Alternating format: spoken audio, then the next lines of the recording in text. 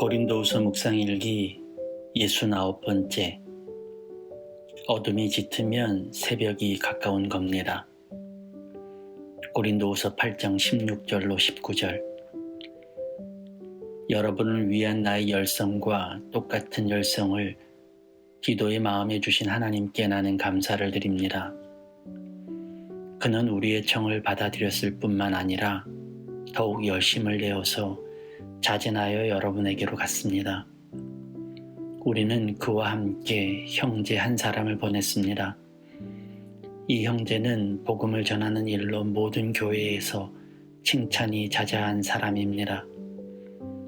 그뿐만 아니라 그는 여러 교회가 우리의 여행 동행자로 뽑아 세운 사람이며 우리가 수행하고 있는 이 은혜로운 일을 돕는 사람입니다. 우리는 주님의 영광을 드러내고 우리의 좋은 뜻을 이루려고 이 일을 합니다.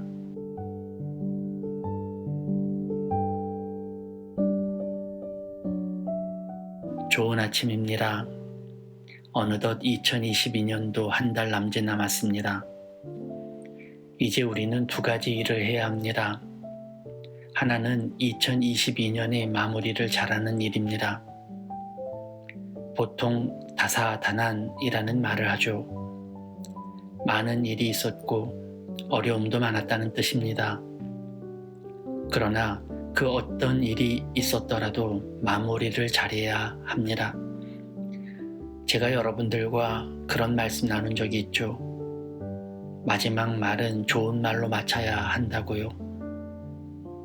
감사와 기대로 마무리해야 한다고 말이죠. 남은 한 달 우리의 입과 생각이 감사로 채워졌으면 좋겠습니다. 또한 한 가지 더 해야 할 것은 예수께서 이 땅에 오시는 성탄을 기다리며 이제 내 마음에도 오실 그리스도를 기대하는 것입니다. 어떤 모습으로, 어떤 꿈으로, 그리고 어떤 길을 여실 주님으로 오실지 기대하는 거죠. 그렇게 감사와 기대로 2022년 남은 시간들을 마무리하는 우리 공동체 가족 되길 빕니다.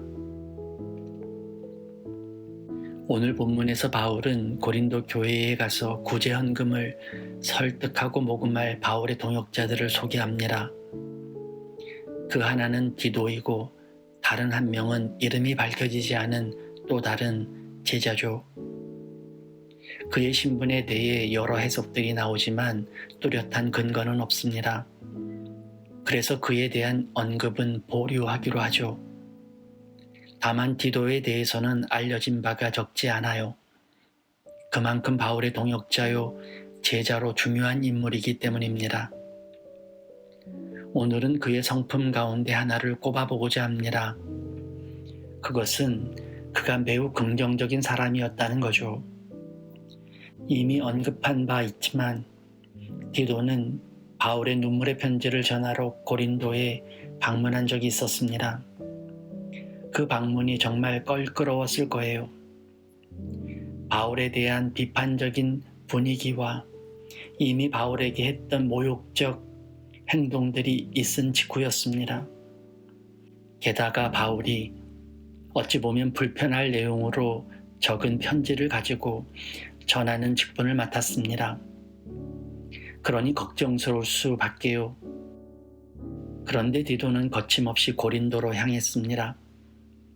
저 같으면 염려를 많이 했을 것 같아요. 아니면 요나처럼 그 명령을 거부하고 도망쳤을지도 모르죠. 그런데 그는 두말하지 않고 갔습니다. 바울의 명령을 거부할 수 없었던 것일까요? 물론 바울의 강압적인 명령은 없었겠죠. 그렇다고 가고 싶지 않은 발걸음을 억지로 간 것도 아닙니다. 오히려 디도는 그리 심각하게 생각하지 않고 갔던 것으로 보여요. 그만큼 미래를 극단적 시선으로 바라보지 않았다는 의미죠. 여러 차례 말씀드린 바 있는데요. 우리는 아직 일어나지도 않은 미래에 대해 걱정과 염려로 밤을 지새울 때가 많습니다. 최대한 잘못될 경우를 가정하며 그것을 기정사실화할 때가 많죠. 그러다 하기도 전에 포기하고 시간이 오기도 전에 미리 집니다. 모든 부정적인 가능성은 다 떠올리죠. 거기에 긍정적인 가능성은 철저히 배제됩니다. 한번 부정적인 발동이 걸리면 꼬리에 꼬리를 물고 눈덩이처럼 두려움은 커지죠.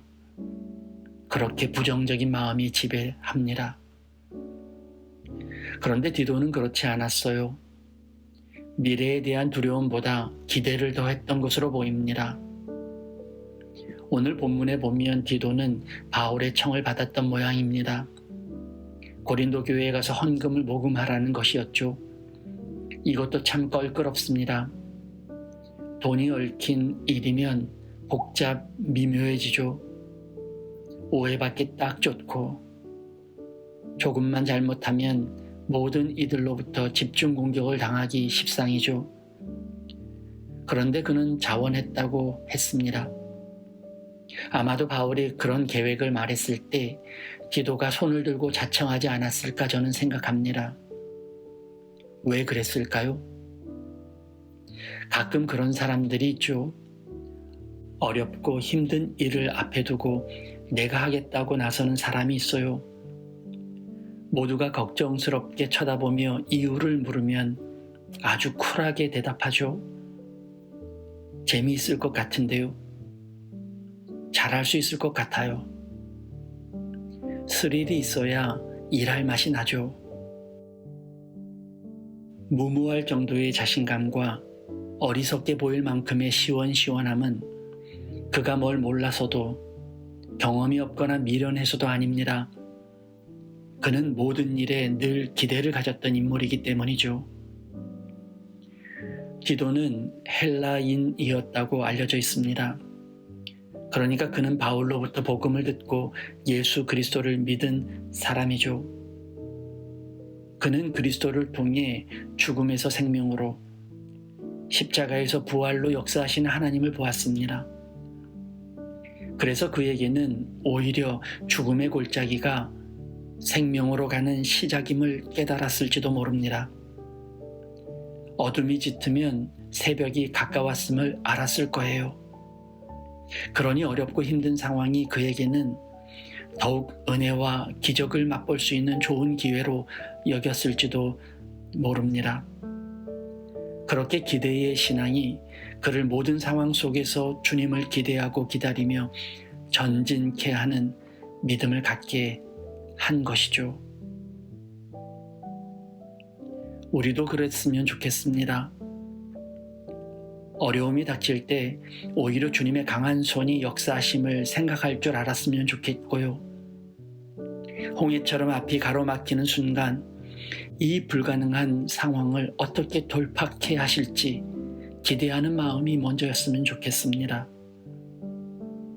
그런 믿음이 우리를 그 어둡고 어려운 상황을 돌파하게 만들기 때문입니다.